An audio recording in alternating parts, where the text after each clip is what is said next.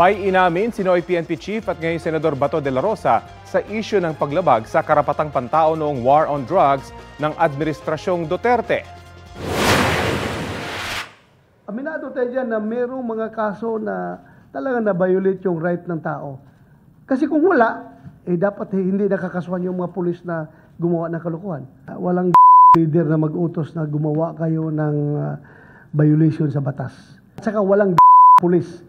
Unless, of course, na mayroong sariling motive yung pulis na nasa isip niya. Sabi pa ni De La Rosa, case-to-case basis dapat ang investigasyon sa mga paglabag noong war on drugs. Sa pagdinig ng House Committee on Human Rights noong Miyerkules, pinuna ang ilang pulis na nag-operate noon sa mga hinihinalang drug suspect dahil hindi raw alam ang protocol ng Oplan Tokhang na kanilang ipinatupad. Laron din ang mga kaanak ng ilang biktima ng extrajudicial killings para patuloy na manawagan ng hustisya. Ang iba sa kanila, balak daw dumulog sa International Criminal Court o ICC para mapanagot ang mga pulis na pumatay umano sa kanilang kaanak. March 2019 nang kumalas ang Pilipinas sa ICC.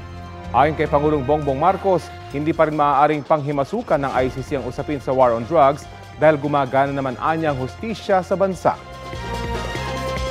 Kapuso, alamin ang maiinit na balita. Bisitahin at mag-subscribe sa GMA Integrated News sa YouTube.